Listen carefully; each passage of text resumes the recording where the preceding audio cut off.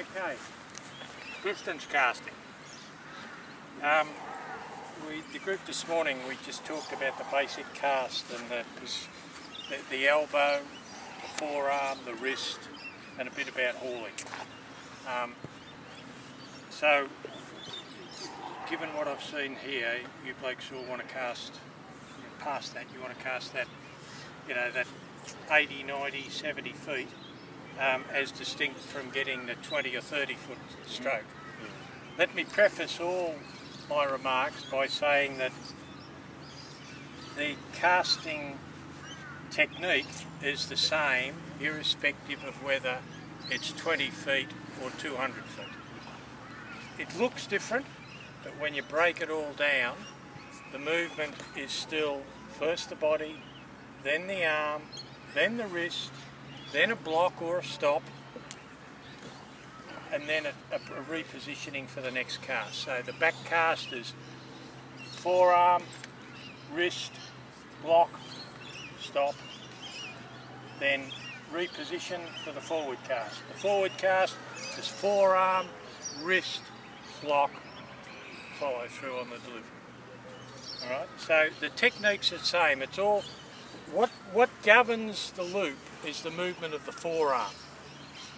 That gives it its shape and its direction. But what you need to add is speed, particularly for the distance you blokes are casting. You need enough speed in the loop to get that spear point profile so that it's going to drag out the running line and still turn over. So you do what generates that shape and that speed is the wrist movement. And most of us, when we're casting and we start elongating that casting stroke, we start bringing the wrist in earlier. So we start turning the wrist over there rather than back there. And as a consequence, we snap the wrist over, put the speed into the loop, and then continue with the forearm, and we slow the loop down. So you start to decelerate the rod as soon as you've put the wrist in. As soon as that wrist snaps, every movement in the same direction is decelerating. You cannot move your forearm at the same speed as your wrist. So by definition, if you expire the wrist early and then continue the forearm movement, you're decelerating the loop. As a consequence, it loses speed and it starts to lose shape. So you get tails or you get collapses, whatever.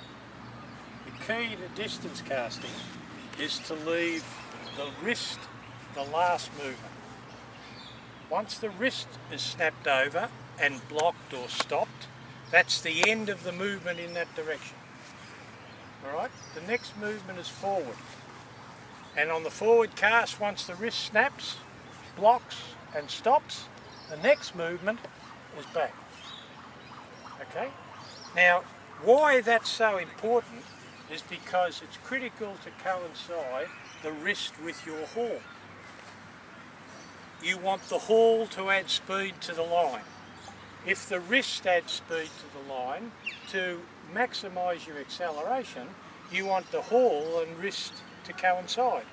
You don't want to haul while you're moving your forearm, or in a different terminology, if you're translating the rod, you don't want to haul.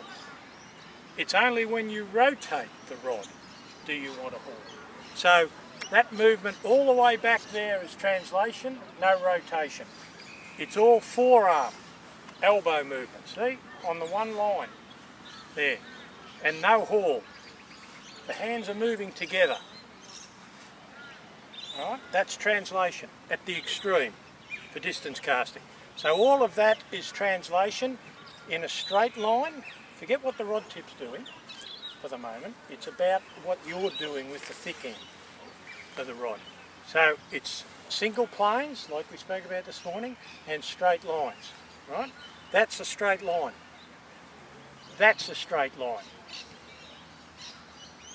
They're at two different levels, but they're straight. It's not bowling. If you bowl, your loop widens and loses speed. So it's arm, arm, arm, arm, hands together. Arm, arm, arm, arm, arm.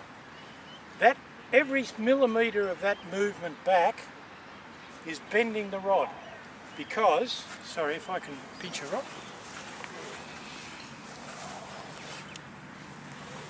You'll hear a lot of blokes talk about the distance casting acceleration. For extreme distance casting, you want not continuous acceleration or constant acceleration, you want increased acceleration. So if I've got the rod on that angle and I'm about to start my forward cast, I've got my two hands together. So all that line is out the front. As I'm pulling back in straight lines, single planes, but all translation, I'm bending the rod. Now I rotate, and I rotate both the elbow and the wrist. A lot of people I hear talking about, they talk about rotating the wrist. It's a combination of rotating both pivots. So when I get to there, I rotate the forearm over the elbow, right, like that, and I rotate the wrist over the forearm. It's so critical to coincide both. Because why do I want to coincide both? Because I'm then accelerating the rod tip. So I'm accelerating it with that angular movement there of the forearm over the rod, over the elbow, and I'm adding to that the rotation of the wrist over the forearm. See, it's that. See how they both rotate together? The forearm, then the wrist. All right? But the primary movement is that elbow. So pull back, back, then you start rotating the forearm. Then you rotate the wrist, then you block and stop. Now it's at that point that if I do that, every millimetre I'm rotating, both forearm and rod, I'm adding bend in the line. Sorry, I'm adding bend in the rod, I'm loading the rod. So there, I'm accelerating the rod tip. Right? It's bending more and more and more and more. Then I add the haul at that point when the wrist rotates, which is culminating after the rod, after the forearm rotates. So if I can explain it again, the forearm rotates, it gets to the vertical, then the wrist rotates over the forearm. Then I haul. All of those two rotational movements, plus that translation, is bending the rod. And then when I get back into that position, and the rod's in that angle, the tip's bent all the way back, then I haul down in the plane of the rod, not out there. Like all hauling, it's in the plane of the rod. So that means you haul away from and back to your hand in the plane of your forearm. That sets the plane. So it's there. It's there. It's there. A lot of blokes you'll see, they haul there. That's a less efficient haul than there. Right? So it's all adding bend to that rod. And then, so when it unfurls, when that rod kicks over or straightens, then the rod tip does so with far greater speed than any other action. If I haul there and then continue the movement, when I'm accelerating the rod tip to its maximum, my haul is expired. So I'm adding zero out of the haul. So it must coincide. It's very, look, we all make this mistake. We all start hauling here. It's hard and it takes a bit of discipline to haul when the wrist snaps the rod through the vertical. After the forearm is snapped through the vertical, that's when you haul. Right? Now, when you do that, the loop will go back with maximum amount of speed.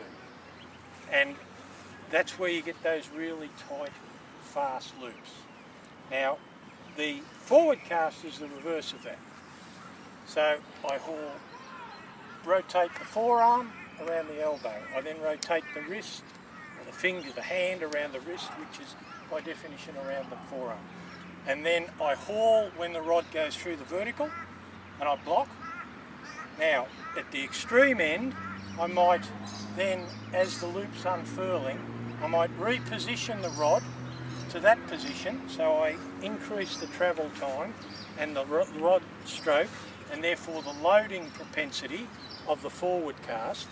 Rather than stop there, I might drift back. But it's after the fact. The loop's already been set. Remember, the loop was set at the rotation, block, stop, haul phase. So me repositioning it by drifting back is just to extend the travel of my forward cast. The loop's already moving back, so I'm not affecting the loop at all. So if I extend back or drift back, then I drift forward, hands together.